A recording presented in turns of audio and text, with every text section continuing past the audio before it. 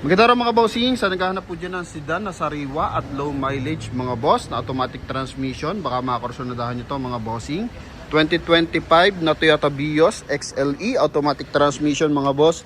Mileage nito is only 8,495 mga bossing. Ha?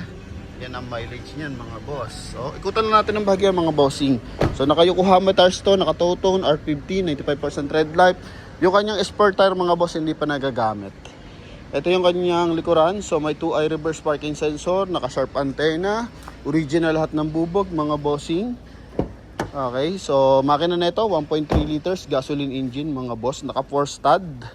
Walang basag yung kanyang headlight, tsaka yung kanyang taillight mga bossing. So sa mga interesado, price natin dito is 675,000. Kasama dyan yung transfer of ownership mga boss. Ano? Yan, so sa mga nakaka-interest, ito, umpisahan natin. So front area muna tayo mga boss. So coding nito is Friday ending 0 mga bossing. Yan, yun yung headlight niya. Clear lens yan kasi naman 2025 pa to mga bossing. Okay, so may mga minor scratches lang mga boss. Pero kung gusto nyo makamura, kung for sa brand new, eto mga bossing. Okay, 675,000. I think ang brand new nito nasa 910 ata mga boss, no? So, ang tanging concern ko lang dito, mga boss, dito. Yan o. Itong side na to, mga bossing, repainted ng konti kasi may gasgas siya dito, mga boss, no? So, yun lang naman. Then the rest, all goods, mga boss. Wala tayong magiging concern sa ating unit na to, mga boss. Yan, puro minor na scratches lang, mga boss. Ha? So, dinideclared lang natin kahit nasa ilalim na part na ng unit, mga boss, para transparent sa ating mga viewers and buyers, mga boss. Okay, tapos sa mags, yun nga R15 na two-tone mga bossing. Original ito, release ng Toyota. Pati yung gulong Yokohama tires. Yan. Oh, pulang-pula yan mga boss. Noong nakaraan meron tayong ganito, pinag-agawan. So I think ngayon, hoping makuha agad to mga boss. Punta tayo sa interior. Talaga naman napakainit ng panahon mga bossing. Ha? Lahat ng window natin naka-Toyota yan. Yan. Pati dito sa kabilang side. Yan Toyota yan mga boss, no? Tapos yung tint natin naka 3M. Naka 2 din audio system. Tapos ang mileage natin ito 8,495 km mga bossing. Medyo against the light lang tayo mga bossing, ha? Yan. Sa ating steering wheel, so maayos, walang mga nagbabakbak. Ito yung ating transmission mga boss. So meron siya ditong polish black pati dito sa part na to. So naghahatid dyan ng elegantness. Tapos combination ng gray accent mga boss. Polish gray din siya mga bossing.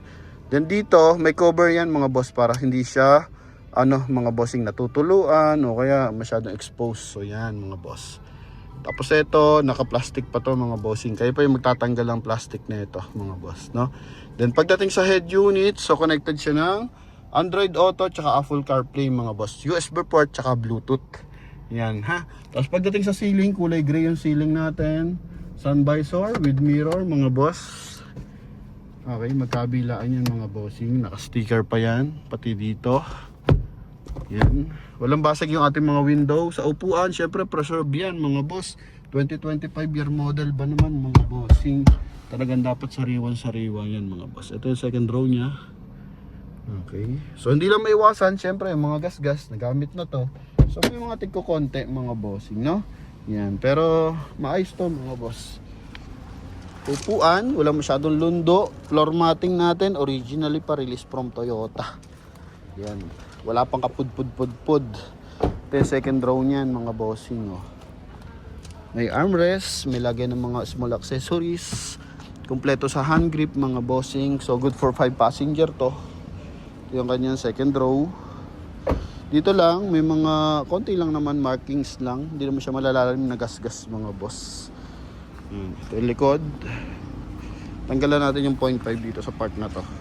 Yan mga bossing. Ganyan siya kakisig. Tapos pakita natin yung kanyang trunk compartment. So naglagay sila ng aftermarket na 2-eye reverse parking sensor. So bakit nabanggit natin na aftermarket yan? Kasi kapag original yan, naka body color yan mga boss. Okay? Sa GR Sport lang nagre-release ng ganyan, pero ang GR Sport kasi kalimitan pula yon.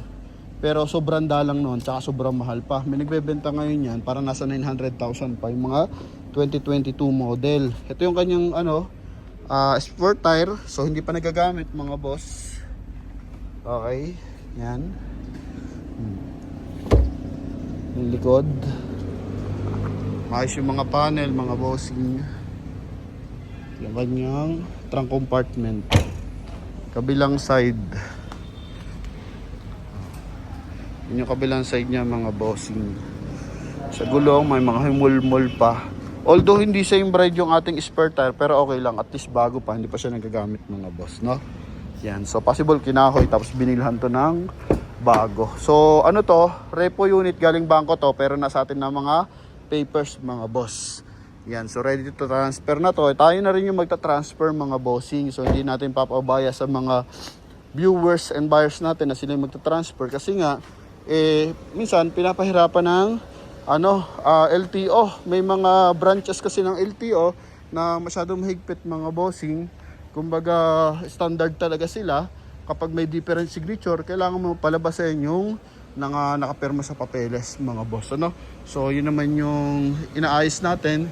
Kaya at least yung makakabili sa atin, wala nang hassle. Hindi na magreklamo, Sir Norland, pumunta kami sa gantong branch ng LTO, ayaw kami payagan mag-transfer kasi different signature. So maliliit na bagay, pero siyempre yung oras, okay, gasolina mga boss, so dapat din na masayang yon. So tayo may talaga lakad po tayo mga bossing. Sinisure natin na matatransfer yung papers kasi maraming unit, yung mga talon kasa, nakaduplicate yung mga ORCR mga boss. So na-encounter natin yan, yung duplicate ORCR, pero yung mga talon kasa wala yan kasi bago natin to ibenta, bine-verify natin yan mga boss. Bago rin natin kunin, bine-verify. Kung sakasakaling malusutan tayo mga boss, naka-guarantee tayo dyan, balik ang pera ng buyer po dyan mga boss. Ito yung kanyang engine bay, walang yuping panel, lahat may markings pa mga boss, baterya bago, yan, dual VVTi, timing chain, yun yung aircon mga bossing, pati yun aircon yan mga boss. Tingnan nyo naman kung gaano yung moisture. Walang tagas, simula transmission, taka valve cover. Yan. So pati sa block walang mga tagas yan mga boss. Kaya kung interesado ka dito, so pwede ka nang tumawag sa ating contact number mga boss. Yan, available tayo sa 0967-195 and 6579 mga boss. Connected dyan sa ating Viber, WhatsApp, and sa ating GCash mga boss. Medyo maliit na lang yung limit natin sa GCash. Kaya kapag napuno yan mga bossing, pupunta na tayo sa bank account yung ating pagre-reserve mga bossing. So hindi tayo gumagamit ng ibang tag dito, GCash number, hindi tayo nagpo-provide ng ibang GCash number kasi nga para maiwasan yung scam. So kung saan kayo tumatawag, saan kayo nag-inquire, yun lang yung number na pagsisendan nyo ng reservation mga bossing. Paalala lang yan. Kaya sa atin, wala pa na-scam sa Promote PH mga boss. Yung iba kasi, yan yung concern. Kasi ginagawa nila, paiba-iba silang contact number. So yung, siyempre mga viewers, pag nag-comment lang doon, ito yung gagamitin mong, yung ating mga viewers, siyempre, kapag nag-inquire, merong mga nag-i-scam dyan kasi sa comment section, nagamit na ibang number. So tayo, hindi tayo may scam kasi isang contact number lang ginagamit natin mga boss sa lahat ng transaction. So yun lamang mga bossing, sa lahat ng interesado, tawag na mga boss. Thank you. Sa mga ilupalop na mundo, ingat kayo palagi. Bye-bye.